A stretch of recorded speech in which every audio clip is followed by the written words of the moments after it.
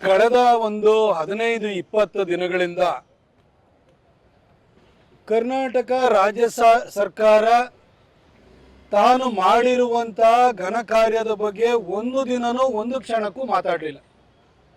ಯಾವುದೇ ಪತ್ರಿಕಾ ಹೇಳಿಕೆ ಇರ್ಬೋದು, ಪತ್ರಿಕಾಗೋಷ್ಠಿಗಳಿರ್ಬೋದು, ಎಲ್ಲಿ ನೋಡಿದ್ರು ಕೂಡ ಅನಗತ್ಯವಾಗಿ ಸಂಘ ಪರಿವಾರನ ಎಳ್ಕೊಂಬಂದು ಅವ್ರನ್ನ ಯಾವುದೋ ವಿರೋಧಿಗಳು ಅನ್ನೋ ರೀತಿಯಲ್ಲಿ ಚಿತ್ರಿಸಿ ನಾವು ಬ್ಯಾನ್ ಮಾಡ್ತೀವಿ ಅಂತ ಹೇಳಿಕೆನ ಕೊಟ್ಕೊಂಡೇ ಕಾಲ ಕಳೀತಾ ಬಂದಿದ್ದಾರೆ.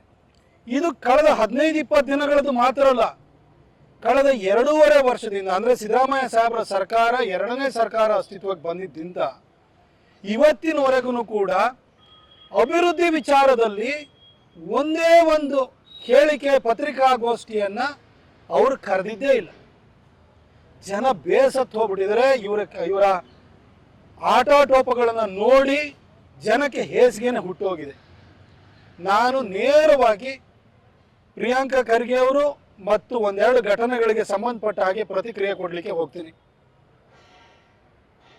ಸಿದ್ದರಾಮಯ್ಯ ಸಾಹೇಬರು ಮುಖ್ಯಮಂತ್ರಿ ಆದ ಕೂಡಲೇ ಎಐಸಿಸಿ ಅಧ್ಯಕ್ಷರಾಗಿರುವಂತಹ ಮಲ್ಲಿಕಾರ್ಜುನ ಖರ್ಗೆ ಅವರು ನನ್ನ ಕುರ್ಚಿಯನ್ನು ಉಳಿಸ್ಕೊಳ್ಬೇಕು ಅಂದ್ರೆ ಅವರ ಆಶೀರ್ವಾದ ಬೇಕು ಅನ್ನೋ ಕಾರಣಕ್ಕೆ ಪ್ರಿಯಾಂಕಾ ಖರ್ಗೆ ಅವರಿಗೆ ಅವರ ಶೈಕ್ಷಣಿಕ ಅರ್ಹತೆಯನ್ನು ಮೀರಿದಂತಹ ಐಟಿ-ಬಿಟಿ ಮಿನಿಸ್ಟ್ರಿ ಕೊಟ್ಟರು.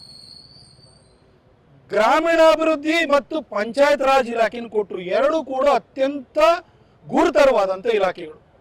ಗ್ರಾಮೀಣಾಭಿವೃದ್ಧಿ ಮತ್ತು ಪಂಚಾಯತ್ ರಾಜ್ ಇಲಾಖೆಯಲ್ಲಿ ಹಳ್ಳಿನಲ್ಲಿ ಒಂದು ಸಿಸಿ ರಸ್ತೆ ಮಾಡುವಂಥದ್ದು ಇರ್ಬೋದು, ಕಾಲೋನಿಗಳಿರ್ಬೋದು, ಹಾಡಿಗಳ ಉದ್ಧಾರ ಇರ್ಬೋದು, ಪ್ರತಿಯೊಂದನ್ನು ಕೂಡ ಅದರ ಕೆಳಗಡೆ ಬರುತ್ತೆ. ಗ್ರಾಮಗಳ ಅಭಿವೃದ್ಧಿಯೂ ಕೂಡ ಅದರ ಸಂಪೂರ್ಣ ಜವಾಬ್ದಾರಿಯನ್ನು ಅವರಿಗೆ ಕೊಟ್ಟರು. ಅದರ ಜೊತೆಗೆ ಅವರಿಗೆ ಐಟಿ-ಬಿಟಿ ಮಿನಿಸ್ಟ್ರಿ ಕೊಟ್ಟರು. ಗ್ರಾಮಗಳ ಶ್ರೇಯೋಭಿವೃದ್ಧಿ ಹಾಗೂ ಯುವಕರ ಭವಿಷ್ಯದ ದೃಷ್ಟಿಯಿಂದ ಐಟಿ-ಬಿಟಿ ಸೆಕ್ಟರ್ಗಳಿಗೆ ಅತಿ ಹೆಚ್ಚು ಉತ್ತೇಜನವನ್ನು ಕೊಟ್ಟು ಉದ್ಯೋಗ ಸೃಷ್ಟಿ ಮಾಡುವಂತಹ ಜವಾಬ್ದಾರಿಯನ್ನು ಕೂಡ ಕೊಟ್ಟರು. ಆದರೆ 2.5 ವರ್ಷದಲ್ಲಿ ಪ್ರಿಯಾಂಕಾ ಖರ್ಗೆ ತಾನು ಮಾಡಿದಂತಹ ಕೆಲಸದ ಬಗ್ಗೆ, ಸಾಧನೆ ಬಗ್ಗೆ ಒಂದಾದರೂ ಪತ್ರಿಕಾಗೋಷ್ಠಿಯನ್ನ ಕರೆದಿದರ, ತಾನು ಇಂಥ ಒಂದು ಶ್ಲಾಘನೀಯ ಕೆಲಸವನ್ನ ಮಾಡಿದ್ದೀನಿ ಅಂತ ಹೇಳಿ ಯಾವತ್ತಾರ ಎದೆ ತಟ್ಟಿ ಹೇಳಿದಾರ. ಆದರೆ ಪ್ರಿಯಾಂಕಾ ಖರ್ಗೆ 2.5 ವರ್ಷದಿಂದಲೂ ಪ್ರತಿನಿತ್ಯನೂ ಕೂಡ ಬಿಜೆಪಿ ಬೈಯೋದು, RSS ಬೈಯೋದು, ಸಂಘ ಪರಿವಾರ ಅಂತ ಬೈಯೋದು ಬಿಟ್ಟರೆ ಏನೂ ಮಾಡಲಿಲ್ಲ. ನಾನಿವತ್ತು ಪ್ರಿಯಾಂಕಾ ಖರ್ಗೆ ಅವ್ರನ್ನ ಕೇಳ್ತೀನಿ, ಪ್ರಿಯಾಂಕಾ ಖರ್ಗೆ ಅವರೇ, ನಿಮ್ಮ ಅಪ್ಪನ ಮೆಚ್ಚೋದಕ್ಕೋಸ್ಕರ 2 ಮಿನಿಸ್ಟ್ರಿ ಕೊಟ್ಟರು. ಆ ಮಿನಿಸ್ಟ್ರಿ ಬಗ್ಗೆ ಒಂದು ದಿನನೂ ಮಾತಾಡಲಿಲ್ಲ. ಅಧಿಕಾರಕ್ಕೆ ಬರೋಕ್ಕಿಂತ ಮೊದಲು ಬಿಟ್ಕಾಯಿನ್ ಹಗರಣ ಅಂತಂದ್ರಿ. ನೀವು ಅಧಿಕಾರಕ್ಕೆ ಬಂದಾದ ನಂತರನೂ ಬಿಜೆಪಿ ಬೈತಾ ಇದ್ದೀರ ಹೊರತು ಅದನ್ನ ಹಗರಣದ ಜಾಡು ಹಿಡಿದು ಹೇಕಿ ತೆಗೆಯೋ ಕೆಲಸ ಮಾಡಲಿಲ್ಲ. PSI ಹಗರಣ ಅಂತ ನೀವೇ ಪತ್ರಿಕಾಗೋಷ್ಠಿಯನ್ನ ಕರೆದು ಹೇಳಿದ್ರಿ. ಆದ್ರೆ ನೀವು ಅಧಿಕಾರಕ್ಕೆ ಬಂದಾದ ನಂತರ ಅದ್ರ ಬಗ್ಗೆ ಮಾತೇ ಇಲ್ಲ. ಸಾಕ್ಷ್ಯ ಕೊಡಿ ಅಂತ ನಿಮಗೆ ಪೊಲೀಸರು ನೋಟಿಸ್ ಕೊಟ್ಟಾಗ್ಲೂ ನಾನು ಯಾಕೆ ಕೊಡಬೇಕು ಅಂತ ಹೇಳಿದ್ರಿ. 40% ಸರ್ಕಾರ ಅಂತ ಹೇಳಿದ್ರಿ, ಅದ್ರ ಬಗ್ಗೆನೂ ಮಾತಿಲ್ಲ. ಅದಕ್ಕೊಂದು ಸಮಿತಿ ಅಂತ ಮಾಡಿದ್ರೆ ಅದು ನೀವೇ ಬರ್ಖಾಸ್ತು ಮಾಡಿದ್ರಿ. PCM ಅಂತ ಹೇಳಿದ್ರಿ, ಅದ್ರ ಬಗ್ಗೆನೂ ಮಾತಾಡಿಲ್ಲ. ಅದ್ರ ಬಗ್ಗೆನೂ ಇವತ್ತು ನೀವು ಅಧಿಕಾರಕ್ಕೆ ಬಂದಾದ್ಮೇಲೆ ಏನು ಮಾತಾಡ್ತಾ ಇಲ್ಲ. ಬದಲಾಗಿ ಮತ್ತೆ ಮತ್ತೆ ತರಾವರಿ ಹೇಳಿಕೆಗಳನ್ನ, ಆರೋಪಗಳನ್ನ ಮಾಡ್ತಾ ಇದ್ದೀರಿ. ಪ್ರಿಯಾಂಕಾ ಅವರೇ, ದೀಪಾವಳಿ ಕಳೀತು, ದಯವಿಟ್ಟು ಇನ್ನಾದ್ರೂ ನಿಲ್ಲಿಸಿ. ರಾಜ್ಯದ ಜನತೆಗೆ ನಿಮ್ಮ ಇಲಾಖೆಗೆ ಸಂಬಂಧಪಟ್ಟಂತೆ ಬಹಳಷ್ಟು ಪ್ರಶ್ನೆಗಳಿದಾವೆ, ಅದಕ್ಕೆ ಉತ್ತರ ಕೊಡಿ. ಸಿದ್ದರಾಮಯ್ಯ ಸಾಹೇಬರು ಪಂಚ ಗ್ಯಾರಂಟಿಗಳಲ್ಲಿ ಯುವ ನಿಧಿ ಕೊಡ್ತೀನಿ ಅಂತ ಹೇಳಿದ್ರು. ಸರ್, ಯುವಕರಿಗೆ ಉದ್ಯೋಗವನ್ನ ಪಡ್ಕೊಳ್ಳೋಕ್ಕಿಂತ ಮೊದಲು ನಿಮಗೊಂದಷ್ಟು ಸಹಾಯಧನ ಅಂತ ಹೇಳಿದ್ರು. ಯುವ ನಿಧಿ ಇವತ್ತವರೆಗೂ ಪ್ರಾರಂಭ ಮಾಡಿದ್ರೆ ಸರ್, ಯುವ ನಿಧಿನೂ ಪ್ರಾರಂಭ ಮಾಡಲಿಲ್ಲ. ಯುವಕರಿಗೆ ಉದ್ಯೋಗ ಸೃಷ್ಟಿ ಮಾಡುವಂತಹ ಕಂಪನಿಗಳು ಕೂಡ ಕರ್ನಾಟಕವನ್ನು ಬಿಟ್ಟು ಹೊರಗಡೆ ಹೋಗ್ತಾ ಇದ್ದಾವೆ. ಬರುವಂತವು ಕೂಡ ಪಕ್ಕದ ರಾಜ್ಯಗಳನ್ನು ಹುಡುಕ್ತಾ ಇದ್ದಾವೆ. ಯಾಕಾಗಿ sir? Sir, artificial intelligence Google hub ಏನಿದೆಯಲ್ಲ, ಯಾಕಾಗಿ ಬೆಂಗಳೂರನ್ನು ಬಿಟ್ಟು ವಿಶಾಖಪಟ್ಟಣಂಗೆ ಹೋಯ್ತು ಸರ್?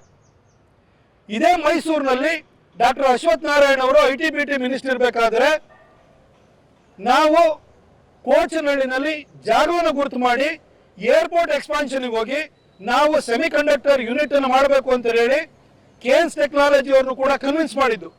ನಮ್ಮ ಸರ್ಕಾರ ಹೋಯ್ತು, ನೀವು ಅಧಿಕಾರಕ್ಕೆ ಬಂದ್ರಿ, ನೀವೇ ಮುಖ್ಯಮಂತ್ರಿಗಳ ಸಮ್ಮುಖದಲ್ಲಿ ಕೇನ್ಸ್ ಟೆಕ್ನಾಲಜಿಯ ಮುಖ್ಯಸ್ಥರು, ನೀವು ಸ್ವತಃ ಮುಖ್ಯಮಂತ್ರಿಗಳು MOUಗೆ ಸೈನ್ ಹಾಕಿದ್ರಲ್ಲ ಸರ್. ಅದೇ ಕೇನ್ಸ್ ಟೆಕ್ನಾಲಜಿ 3,750 ಕೋಟಿ ರೂಪಾಯಿನ ಮೈಸೂರಿನಲ್ಲಿ ಇನ್ವೆಸ್ಟ್ಮೆಂಟ್ ಮಾಡ್ತೀನಿ ಅಂತ ಹೇಳಿತ್ತು. ಇಲ್ಲಿ ಬಂದು ನಿಮ್ಮ ಹತ್ರ MOU ಸೈನ್ ಮಾಡಿ ತೆಲಂಗಾಣಕ್ಕೆ ಹೋಗಿ ಯಾಕೆ ಸರ್ ಗುದ್ಲಿ ಪೂಜೆ ಮಾಡಿದ್ರು?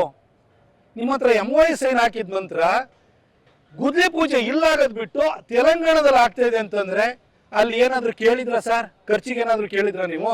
ಯಾಕಾಗಿ ಹೋದ್ರು ಹೇಳಿ ದಯವಿಟ್ಟು. ಹಾಗೆ ಹಬ್ಬ ವಿಶಾಖಪಟ್ಟಣಂಗೆ ಹೋಗ್ತಾ ಇದೆ ಅಂತ ಹೇಳಿದ್ರೆ ಹೈಯೆಸ್ಟ್ ಟೆಕ್ನೋಕ್ರಾಟ್ ಸಿಗುವಂಥದ್ದು, ಟ್ಯಾಲೆಂಟೆಡ್ ಯಂಗ್ಸ್ಟರ್ ಸಿಗುವಂಥದ್ದು ನಮ್ಮ ಕರ್ನಾಟಕದಲ್ಲಿ ಆಗಿದ್ರು, ಅಲ್ಲಿಗೆ ಹೋಗ್ತಾ ಇದೆಯಲ್ಲ, ಕಾರಣ ಏನು ಹೇಳಿ ಸರ್? ಯಾವ ಕಂಪನಿಗಳು ಆ ಕಡೆ ಹೋಗ್ತಾ ಇದಾವೆ ಸರ್? ನೀವೇನಂತ ಹೇಳ್ತಾ ಇದ್ರಿ? ಆಂಧ್ರದಲ್ಲಿ ಅವರಿಗೆ 99 ಪೈಸಕ್ಕೆ 1 ಎಕರೆ ಜಾಗ ಕೊಡ್ತೀವಿ, ಕರೆಂಟನ್ನ ಫ್ರೀ ಕೊಡ್ತಾ ಇದ್ದಾರೆ, ಏನೋ ನೀರನ್ನ ಫ್ರೀ ಕೊಡ್ತಾ ಇದ್ದಾರೆ, ಅದಕ್ಕೋಸ್ಕರ ಹೋಗ್ತಾ ಇದಾರೆ ಅಂತ ಹೇಳ್ತಿರಲ್ಲ ಸರ್.